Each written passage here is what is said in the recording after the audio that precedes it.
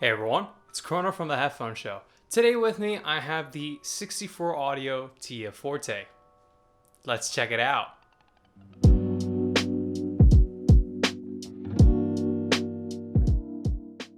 Okay, so the 64 Audio Tia Fourté, which retails at a jaw-dropping $3,599, so $3,600, is using one of the more simple hybrid systems in the high end, being powered by 3 balanced armature drivers and 1 dynamic driver. However, don't let the relatively low driver count fool you, as the Fourté has stood as 64 Audio's flagship IEM for nearly 6 years, and to this day it remains as one of the performance benchmarks for like high-end IEMs. So in this video I'll be sharing my listening experience with the Fourté, which I was really looking forward to trying out because it's actually the first 64 Audio IEM I've ever tried, and additionally, since I recently had the opportunity to try out and review the Empire Ears Legend Evo, which I thought was an excellent IEM, I'm also rather curious to see how these two flagships compare from leading IEM designers. So without further ado, let's begin by checking out the accessories.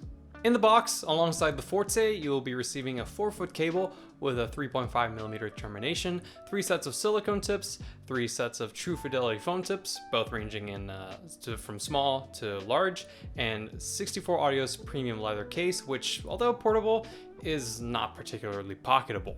Now, for build and comfort, thanks to the use of aluminum, the Fourté's chassis feels both very durable and lightweight. When you combine that with the small size and comfortable shape that the Fourté's shell has, it makes for what is easily my favorite IEM design yet. It's extremely comfortable yet very sturdy.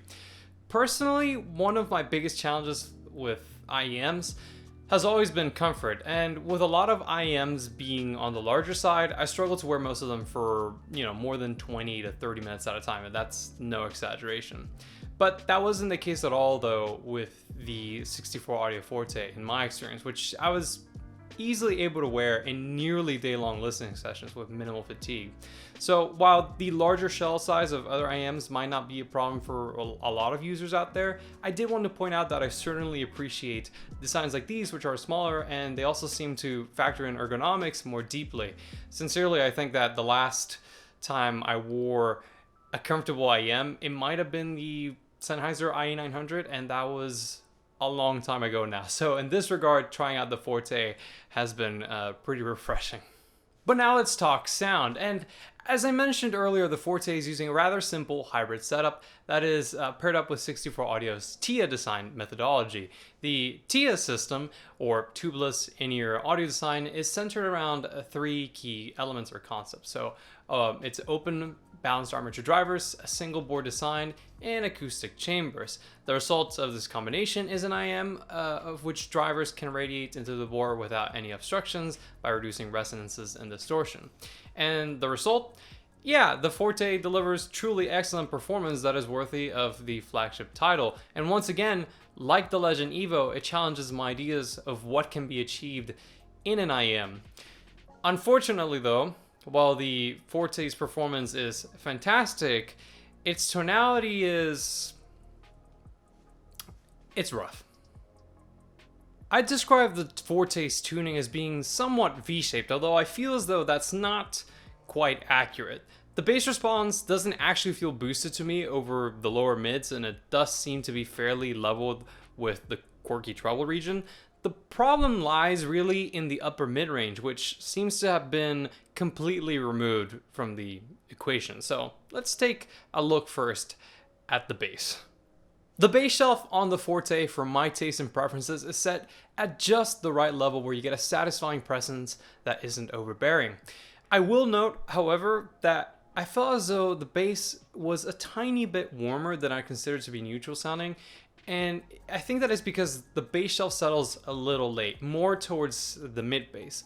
Normally, I'd expect a bass shelf to focus on like the sub-bass region of a headphone's frequency response, so like under 100 Hz, but the bass shelf here seems to extend a little bit higher than that, so like around 160 or 180 Hz. And in my listening experience, this had an effect that was similar to when headphones have a mid-bass bump, albeit a bit more subtle. So if you like warmer and more full sounding bass responses, then the way the low tones are reproduced on the Fourté might be to your liking. I didn't find it to be quite as precise or as impactful as the bass that I experienced on the Legend Evo, but I'd still say that the bass on the Fourté is quite nimble, and thanks to the use of the dynamic driver, it also provides a little bit of kick behind the low tones. As for the mids, the mid-range is where the Fourté's problems really begin, and that is because even though the lower mids are rich and full-bodied, the upper mid-range has some unevenness and it feels completely veiled. The region between 1 to 4.5K is recessed by about 3 to 4 dB, with additional dips at around 2 and 4.5K. The lack of presence in the mid-range then made for really unnatural sounding vocal and instrument lines, which lacked a lot of contouring overtones that are in that region of the frequency response.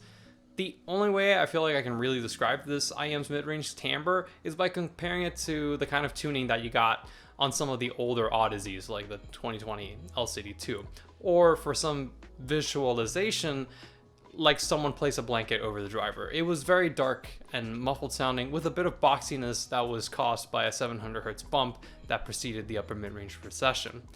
I understand that the Fourté is not meant to be a reference listening IEM and is more for just musical enjoyment, but I feel like this mid-range tuning drains quite a bit of life out of some of my favorite recordings. Vocals on the Fourté to me sounded quite dull and swollen, while things like brass instruments on some of my favorite records like Jazz at the Pawn Shop lacked so much of their characteristic bite that it just let them fade into the mix. Unfortunately though, the mid-range isn't where the Fourté's problems end either. So as the Fourté transitions into the lower treble, it has very significant peaks. The first one is at 5K, which introduced some noticeable glare as well as a bit of sibilance. And it also added like this sort of tinniness to the IEM's sound signature. This was followed by another peak at 8.5K, which although not as aggressive as on something like a DT990 Pro, it definitely added a bit of sizzle to the mix and it put a stress on consonants, so more sibilance.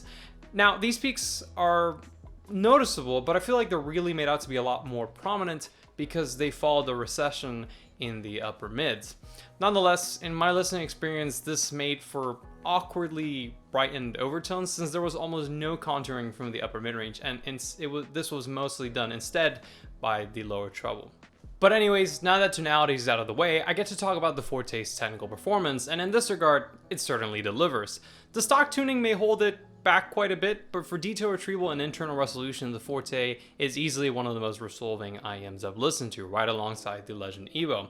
It was adept at surfacing all the instrument vocal and instrument tones, conveying an astonishingly clean image of the music.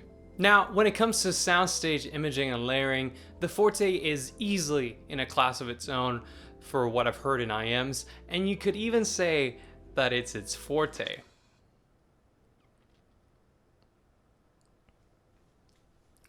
Why am I like this? Terrible puns aside though, the Fourté soundstage is sincerely impressive and feels way more open and expansive than I thought I'd experienced in an IEM. I found the Legend Evo soundstage to be impressive when I reviewed it like 2 weeks ago, but this takes it a step beyond. In my opinion, it challenges what even some overyears like the Aeon 2 Noir or AKG K371 can achieve for staging. I mean, it's still sort of in your head, but it does have that sort of ability to create a sense of distance. And this is paired with extremely precise imaging that easily delineated the positioning and the reactionality of sound, which also made them a surprisingly great set of IEMs to game in. I also wanted to note that while instrument separation wasn't immediately impressive due to the Fourté's stock tuning, after using EQ, its layering capabilities became significantly more apparent, and it really allowed the IEM to show how well it can space out and distinguish each individual track in the mix, further contributing to the Fourté's sense of clarity and resolution. Now, before heading into the conclusion of this video, I wanted to talk about EQ. And well, this is the first time I really EQ an IEM because in the past, I had neglected trying EQ with an IEM because if I'm being honest, I always saw the primary use case for IEMs being on-the-go listening or traveling. However, tuning aside, there were so many things about the Fourté that compelled me to make an EQ for it and not settle for the stock tonality. It delivered the technical performance that I desired from a high-end set of headphones, but it also had the level of comfort that I seem to find lacking in so many other IEMs that I've tried. So As a personal test of sorts, I wanted to see how far I could push the Fourté with EQ, and well, it took quite a bit of tinkering, and this is probably my most extensive EQ profile yet as far as the number of filters that I use goes, but I was able to get a tonality out of the Fourté that I was quite happy with. Happy enough to where if I had to replace my over-ear daily drivers with an IEM, it would be this one. So if you want to try out my EQ preset for the Fourté, there will be a link in the description down below to a post I've made on the Headphones community forums with all my presets. Okay, so now to wrap up this review, to some extent, I feel like what I talked about in the previous EQ section just like a second ago should be part of the summary to the review. I think that it reflects the personal experience, or rather my approach to the Fourté, with that being that I think that it's an awesome IEM in terms of its performance, and since it takes EQ so well, it is able to satisfy pretty much everything on my personal IEM checklist if I were to buy an IEM for daily driver use at my desk while gaming, working, etc. That being said though, despite the performance that it offers and the comfort advantages that I think it has over other IEMs, yeah, I simply can't recommend it at its $3,600 price point. While tuning preferences are very subjective, I still feel like the stock tonality of the Fourté is not a very good one, nor is it one that I think that a majority of listeners would enjoy. I also have to consider that not everybody is comfortable with EQ, nor is a full parametric EQ as accessible as one would think. Equalizer APO and the one in Rune are the only ones that really reliably used. Ultimately, this was an IEM that I really wanted to love, but I feel like there are much safer options out there that could deliver similar performance but with a better tuning and at a less wallet murdering price point.